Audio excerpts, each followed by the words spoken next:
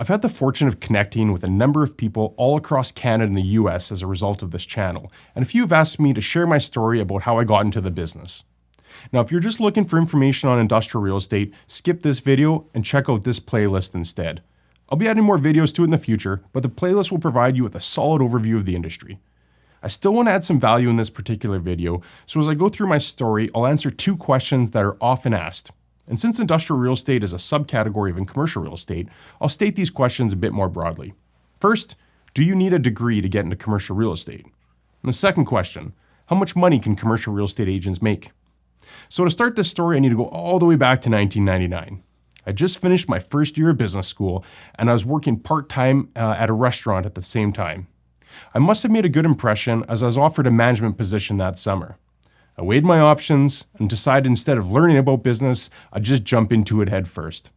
So I technically dropped out of college, but I'd like to look at it that I just took a really long hiatus. I'll come back to that shortly. I enjoyed certain components of managing a restaurant, but it didn't bring me a ton of fulfillment either. After a year or so, I decided I'd be happier bartending. What can I say? I was 21, my prefrontal cortex wasn't yet fully developed. I bartended at night, but was still very much drawn to the business world. With a few friends, I bought and sold a handful of houses, and it was during this period that real estate really piqued my interest. It led to me getting licensed, and I started as a residential agent in 2004. At the time, I didn't even know what industrial real estate was, but commercial real estate, or at least the concept of commercial real estate, was very appealing to me. Even as a kid, I was fascinated with skyscrapers, so I started exploring how it would look as a potential career path. I asked everyone I knew if they had any connections in the industry, and one of those conversations led to 2 interviews with commercial brokerages. I scheduled those 2 interviews a couple hours apart, but the first one went so well that I ended up being hired that morning.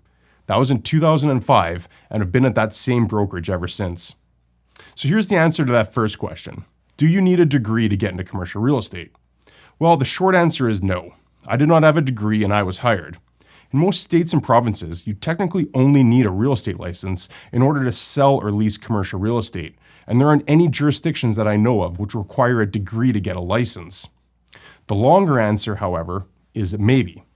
One of the realities of the commercial real estate industry is that most transactions are done through the large brokerages.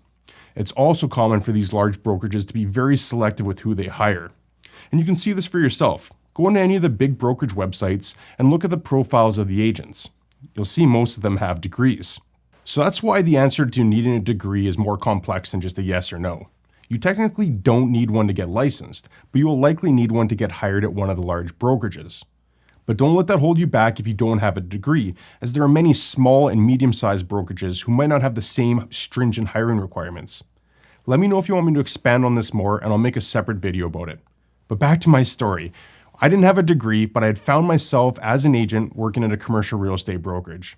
And while I thought I'd be working with big office towers, it was a twist of fate that my new brokerage was primarily focused on industrial real estate. Since all the experienced brokers in my office worked in industrial, it made sense that I explored it further myself.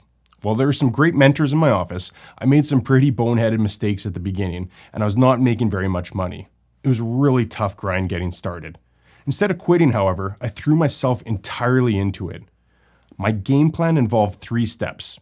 Become an expert in industrial real estate, become an expert in my local market, and build as many quality relationships as I could. It was the journey to becoming an expert that ultimately laid the foundation for this channel. I sought out articles, videos, courses, and books, but I was surprised how little was available. I read one book that was essentially a 250-page advertisement on why to use a broker. It became clear to me that industrial real estate was either a topic you knew a lot about or virtually nothing about. As part of my pursuit of continuous learning, I eventually earned my degree and even went on to complete an MBA, doing it all part-time. I also completed both my CCIM and SIOR designations. And this is a natural segue on how much commercial real estate brokers can make. I'm going to use the SIOR website, as this publicly available information can provide an answer without any conjecture or risk of embellishment. There are over 3,000 SIORs in 42 different countries, and in order to earn the designation, brokers must meet gross fee requirements in 3 out of the 5 most recent years. In my market, that gross fee requirement is $350,000 per year. Now, these are gross amounts, meaning that the brokerage will take a percentage of this, but even if you assumed a brokerage takes 50% of all production and the broker made just the bare minimum threshold, you can see the opportunity to make a very good living in this industry. I'm not sharing this information to boast, but simply to illustrate that ordinary people like me can be successful by executing on a game plan. My plan involved being an expert in the field, and I kept prospecting, networking, and building strong relationships along the way. Success didn't happen overnight, but I went from being a junior agent struggling to pay my bills to one where I've been a top 15 producer with my company countrywide since 2013. It also afforded me the privilege of building my own property portfolio. I have direct ownership in 5 properties, and I'm a limited partner in another. This takes me to right now, and why I'm talking to you through this camera. I wish there was more information available when I first started, as I had so many questions to ask about the industry, both from a standpoint of being a broker and an investor.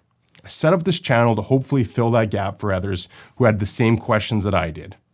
I might not be able to help you become a local market expert or to build your own relationships, but I'm going to do my best to help you become an expert in industrial real estate. So thanks for coming along this journey with me. If you have any questions on anything I mentioned in this video, please ask me in the comments below.